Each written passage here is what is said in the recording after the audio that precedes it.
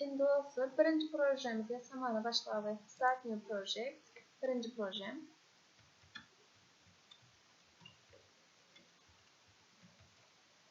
Birinci projem dedim. Arasına boşluk koyman yazdım. OK.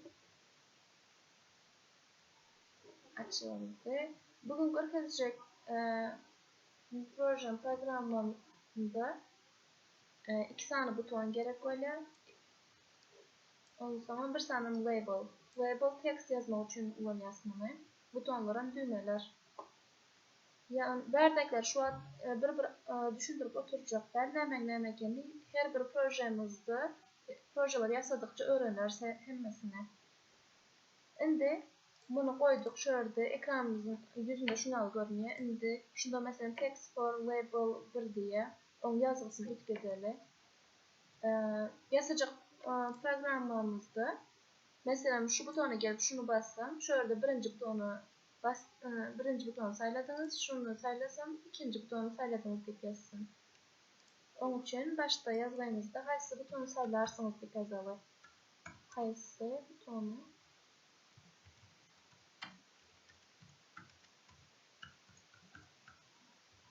butonu saylarsanız dedik. Enter'a bastık. Görüşmek üzere. Şimdi bunun yazısını biraz ütkedi. $17 olsun. Şifre buna mesela yazmayın şuradan şunu yükletebiliriz. Default.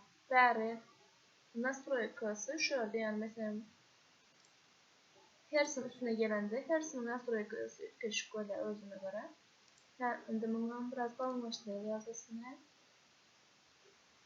Bunun arkasına renk verelim. Mesela ne renk olsun? Şu renk olsun. Buranın şunu biraz yol dolu. Arkasına 8 bekleyi. Mesela 20% edelim. OK. Bu oldu bekleyi. Şimdi buna 40% edelim. OK.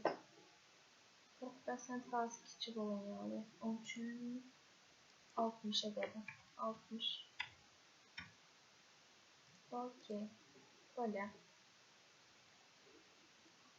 Başka yükleyecek zatımız. Mesela şunun orta yazıp biraz yazıvermek başımıza ortaya geldi.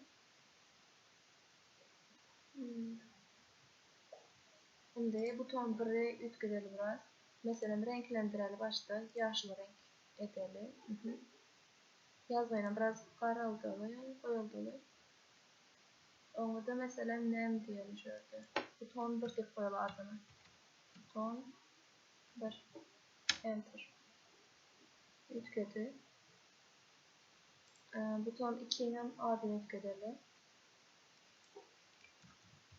Buton 2. OK. Enter dedim. Bunun rengini yükleyelim. Mesela ne renk?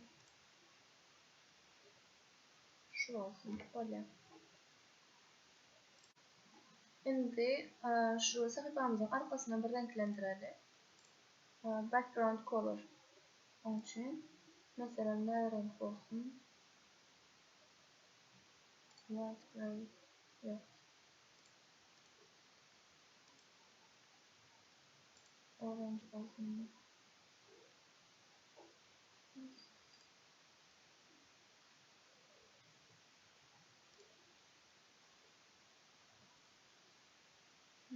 Oldular.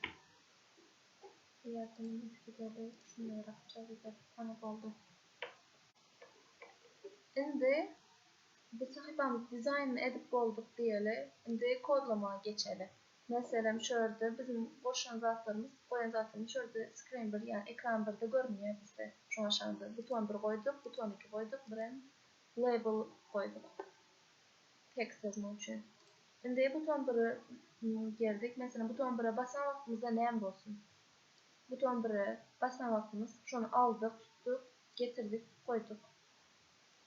Buton 1'e basan vaxtımızda textimizi buton 1'e bastığınız bir text yazılsın dedik. Onun için set label 1 şöyle text deyip yükledim şunu text. Onun için text yazdırma için bir tane text şöyle geliriz. Bu text blogundan şunu alırız boş içine. birinci butonu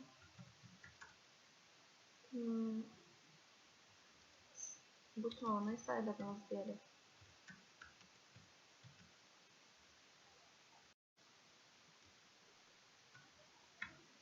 Enter'a bastım. Şimdi bunu duplicate etsin. 2 tane öyle. Şu arada ikisi buton 1 olan için yanlışlık verdi. Buton 2'ye bastım. Yine bunda buton 1'e basanımızda, buton 2'ye basanımızda. Şimdi ikinci edit yükledeyim şöyle.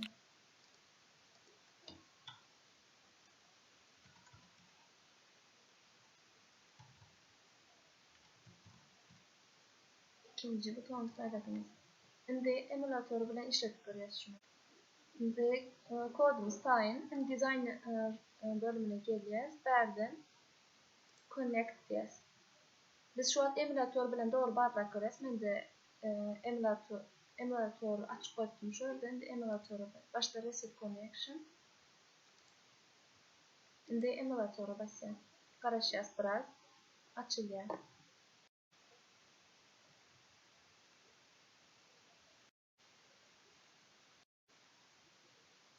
Gördüğünüz gibi yine emülatörümüz işledi. Mesela buton 1'e basayım şu an. Birinci butonu sayıladınız. İkinci butonu sayıladınız. İşleyişimiz işledi.